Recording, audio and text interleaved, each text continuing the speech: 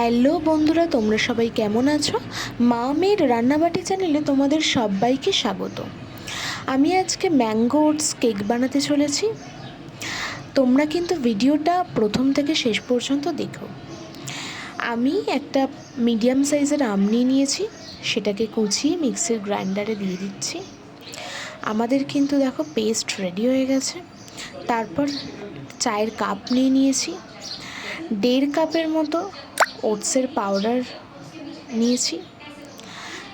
তারপর 1 চামচ baking powder দিয়ে দিয়েছি, দিয়ে ভালো করে মিশিয়ে রেখেছি। তারপরে অন্য একটি পাত্রে 2টো ডিম ফাটিয়ে নেব।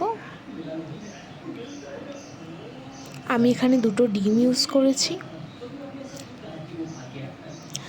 তারপর 1/2 কাপ চিনি দিয়েছি, বেশি চিনি দিইনি, কারণ পাকা আম দিয়ে বানাবো তো, তাই বেশি চিনি দিইনি, বেশি মিষ্টি হয়ে গেলে ভালো লাগবে না খেতে।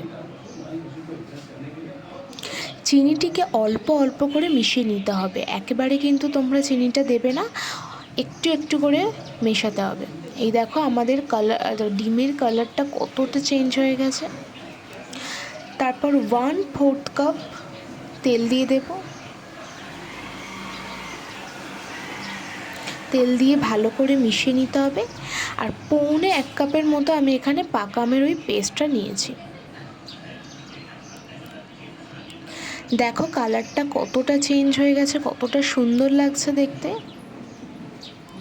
তারপর ওই মিক্সটা দিয়ে দেবে, ওটসের যে মিক্সটা অল্প অল্প করে দেবে, একেবারে দেবে না, নালে কিন্তু ডালা ডালা পাকিয়ে যাবে।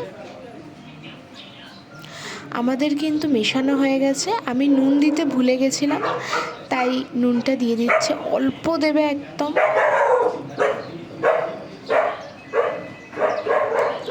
আর 2 টিস্পুনের মতো তোমরা ভ্যানিলা এসেন্স দেবে। আমার এখানে ব্যাটারটা গাঢ় লাগছিল বলে আমি এখানে দুধ নিয়েছি 1/3 কাপ। তোমাদের পরিমাণ মতো কিন্তু তোমরা দেবে।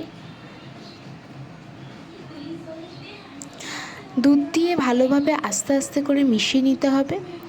তারপর একটা কড়া বসিয়ে দিয়েছি গ্যাসে, তার মধ্যে নুন বা বালি দিয়ে দেবে। আমি নুন ইউজ করেছি। তারপর নুনটাকে হাতে করে ভালো করে চারিদিকে করে 5 মিনিটের জন্য ঢাকা দিয়ে রেখেছি।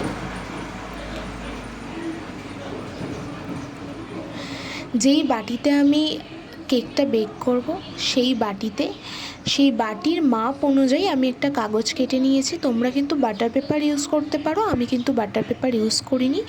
একটা কাগজ কেটে নিয়েছি, তার উপরে তেল বুলিয়ে নিয়েছি। আমি ময়দা ইউজ করিনি, তোমরা ইউজ করতে পারো। তারপর ওই যে ব্যাটারটা ছিল, সেই ব্যাটারটা কিন্তু আমি দিয়ে দিচ্ছি। তারপর হাত দিয়ে ট্যাপ ট্যাপ করে নেবে, নালে কিন্তু কেকটা ভালো হবে না। এই দেখো আমাদের কিন্তু 5 মিনিট হয়ে গেছে। ঢাকা খুলে আমি কেকটাকে বসিয়ে দিয়েছি। দেখো কেকটা কিন্তু 40 মিনিট বেক করে নিয়েছি। দেখো কিচ্ছু লেগে নেই কেকটার মধ্যে, কেকটা একদম পুরোপুরি বেক হয়েছে।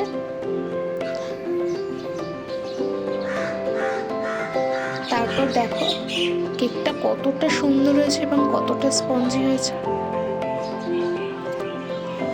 ভিডিওটা ভালো লাগলে like, comment, share and subscribe করে দেবে।